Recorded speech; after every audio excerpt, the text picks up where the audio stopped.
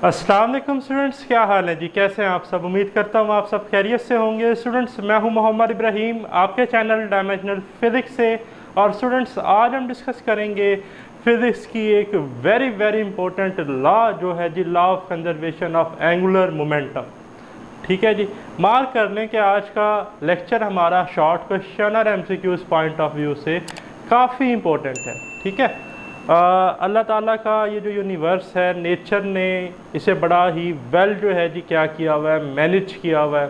ठीक है, तो कंजर्वेशन लॉज मौजूद हैं, जैसे हम मैस कंजर्वेशन है, चार्ज कंजर्वेशन है, या मशहूर मारूफ एनर्जी कंजर्वेशन है। Energy can neither be created nor be destroyed, हम इससे पहले पढ़कर आए।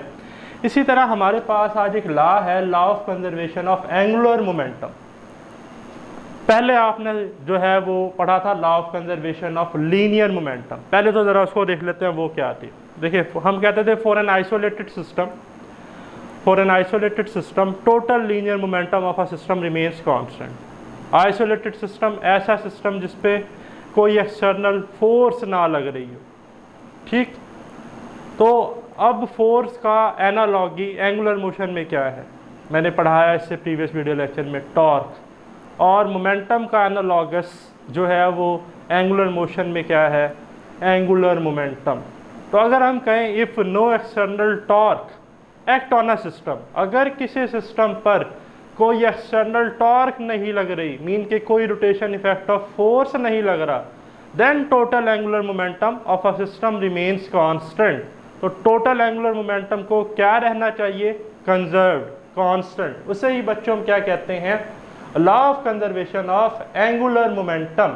ठीक है जी, तो देखें, if no external torque act on a system then the total angular momentum of a system remains constant. ठीक है जी, अगर किसी सिस्टम पर कोई एक्सटर्नल टॉर्क नहीं लग रही, कि मीन टॉर्क कितनी है, ज़ीरो, तो बच्चों उस सिस्टम के लिए एंगुलर मोमेंटम का क्या होना चाहिए, एल उसके लिए क्या रहना चाहिए, कांस्टेंट। इसे ही हम कहते हैं law of conservation of angular momentum. Example से भी डिस्कस करेंगे। तो देखें, बड़ा ही सिंपल सा हमारे पास रिलेशन है जी, कि टोटल एंगुलर मोमेंटम किसी भी सिस्टम का क्या होगा, कांस्टेंट। तो हम कह सकते हैं L1 is equal to L2। ठीक है जी, जब टोटल कांस्टेंट है तो हम कहेंगे L1 किसके बराबर होगा, L2 के बराबर होगा। बच्चों याद रखिएगा, हमने न्यूटन सेकंड लॉ को पढ़ा था in term of angular motion, in term of angular momentum. थोड़ा सा आपको रिकॉल करवा दूं कि हम फोर्स को लिखते थे delta P over delta T, time rate change of momentum is called force. फिर मैंने इससे प्रीवियस वीडियो लेक्चर में बताया था कि अगर हम फोर्स की जगह टॉर्क रिप्लेस कर दें और लीनियर मोमेंटम की जगह एंगुलर मोमेंटम रिप्लेस कर दें, तो हमारे पास एक न्यू डेफिनेशन आ जाती है टॉर्क की, कि time rate change of angular momentum is called torque. तो हमने डेफिनेशन में पढ़ा कि कोई एक्सटर्नल टॉर्क ना लगे। जब टॉर्क ही नहीं लगेगा तो ये टॉर्क क्या होगा, ज़ीरो। इसका मतलब है कि dl ओवर dt ज़ीरो है।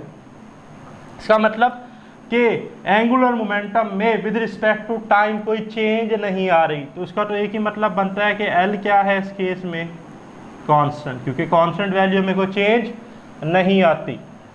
तो L कांस्टेंट है, तो इसका मतलब कि L1 किसके बराबर है, L2 के। या हम लिख सकते हैं L is equal to I omega था, तो हम लिख सकते हैं I1 omega 1 is equal to I2 omega 2। ठीक है जी, angular momentum before is equal to angular momentum after, before rotation after rotation. ठीक है, अभी हम डिस्कस भी करेंगे एग्जांपल से।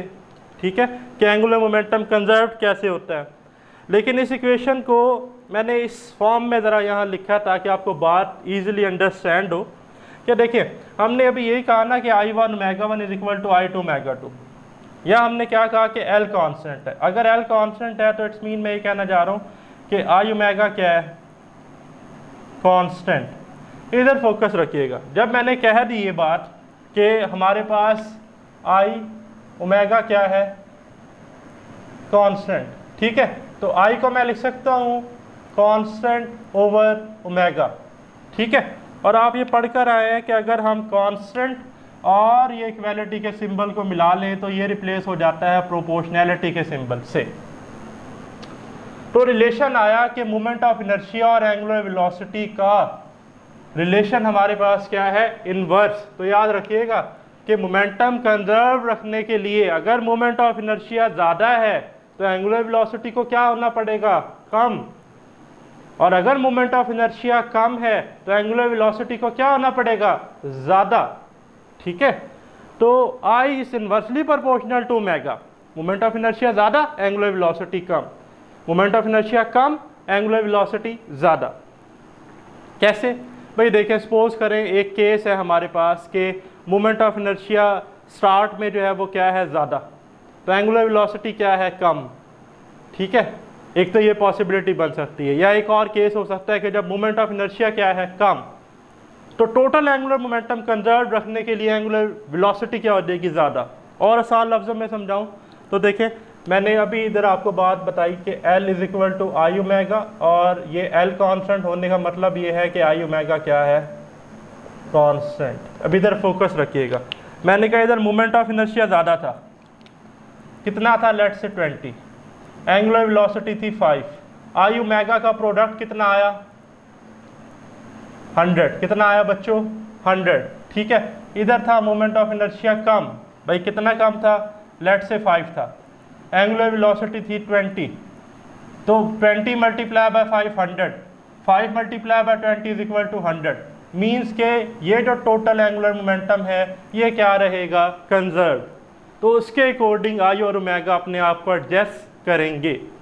अब कुछ आपके एक्सरसाइज के शॉर्ट क्वेश्चन, और आपके बुक में एक उसने डायग्राम पिक्चर दी हुई है एक डाइवर की, कि डाइवर चेंजेस बॉडी पोजीशन।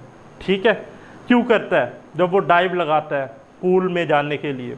देखिए इनिशियली ना डाइवर जो है वो अपने आर्म को ऐसे स्ट्रेच कर लेता है, कैसे, ऐसे स्ट्रेच। ठीक है, जब वो अपने आर्म स्ट्रेच करता है तो मूवमेंट ऑफ इनर्शिया का पहले तो मुझे बताएं फार्मूला क्या होता है। फार्मूला पता होना बड़ा ज़रूरी भाई, I is equal to M R square, यही आपने पढ़ा ना formula, I is equal to M R square. देखें जो ही उसने अपने आर्म स्ट्रेच किए रेडियस ज़्यादा हो गया, रेडियस ज़्यादा होगा तो बच्चों याद रखिएगा मोमेंट ऑफ इनर्शिया ज़्यादा होगा।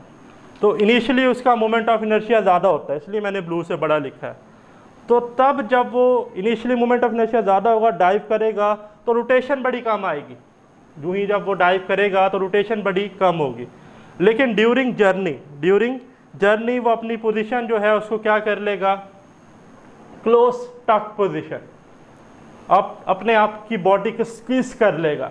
ठीक है, मीन के वो क्या करेगा, मोमेंट ऑफ इनर्शिया कम करेगा। जब वो मोमेंट ऑफ इनर्शिया कम करेगा तो अब आप देखिए ओमेगा मैंने बड़ा सारा बनाया हुआ है, तो रोटेशन ज़्यादा आएगी, एंगुलर वेलोसिटी ज़्यादा हो जाएगी, ताकि टोटल मोमेंटम क्या रहे, कंजर्व्ड रहे। और फाइनली जब वो डाइव करते हुए पूल के पास होगा तो वो अगेन क्लोज स्टक पोजीशन से अपनी बॉडी जो है क्या कर लेगा, फुली स्ट्रेच, जो ही जैसे वो पानी में गिरने वाला है। तो जब वो बॉडी स्ट्रेच कर लेगा बच्चों तो अगेन मोमेंट ऑफ इनर्शिया ज़्यादा हो जाएगा, एंगुलर वेलोसिटी कम हो जाएगी। तो through out journey angular momentum, total angular momentum conserved रहेगा। ठीक हो गया। फिर आपका एक एक्सरसाइज शॉर्ट क्वेश्चन है कि student hold a dumbbell on a turn table. एक स्टूडेंट है, ठीक है जी, स्पेशली हम बार्बर के पास जाते हैं ना तो उनके पास वो रोटेटिंग चेयर होती हैं, ठीक है, जिससे वो ऐसे हर तरफ रोटेट कर सकते हैं। तो एक स्टूडेंट है, उसके हाथ में ना 2 डंबल हैं। ठीक है, अब ये मेरे मार्कर ही आप डंबल समझ लें। ठीक है जी, बराबर मार्कर ले लेते हैं, ये 2 मार्कर मेरे 2 डंबल हैं। ओके, अब क्या है जी, अब वो स्टूडेंट जो है ना उसने अपने आर्म ऐसे स्ट्रेच किए हुए बैठा हुआ है, बाहर से कोई पर्सन जो है वो थोड़ा उसे एक्सटर्नल पुश देता है, टॉर्क लगाता है। तो अब वो किस में आ गया, रोटेशन में। रोटेशन में आ गया तो यूं यूं घूमना शुरू कर दिया उसने। आर्म स्ट्रेच है भाई, मैं इधर ज़्यादा इसलिए नहीं जा रहा, मेरे हाथ ही टकरा जाएंगे बोर्ड के साथ। ठीक है, तो आर्म क्या है उसके, स्ट्रेच, आर्म स्ट्रेच है, रेडियस ज़्यादा है, I is equal to M R square, radius ज़्यादा है, मोमेंट ऑफ इनर्शिया ज़्यादा है। मोमेंट ऑफ इनर्शिया ज़्यादा है तो बड़ा स्लो घूमेगा, एंगुलर वेलोसिटी क्या होगी, कम। जो ही वो अपने आर्म क्या करेगा, कॉन्टैक्ट करेगा या टूवर्ड्स द चेस्ट लाएगा। ठीक है, अब जो आपका था पहले क्या था, रेडियस बहुत ज़्यादा था, अब रेडियस क्या हो गया, कम। रेडियस कम होने से मोमेंट ऑफ इनर्शिया क्या हो गया, कम। मोमेंट ऑफ इनर्शिया कम हुआ है तो एंगुलर मोमेंटम कंजर्व करने के लिए एंगुलर वेलोसिटी क्या होगी, बहुत ज़्यादा। तो बड़ी जल्दी बड़ी तेज़ी से क्या करेगा वो, रोटेट करेगा। बात समझ रहे हैं? ठीक है, आर्म स्ट्रेच थे, मोमेंट ऑफ इनर्शिया ज़्यादा, एंगुलर वेलोसिटी कम।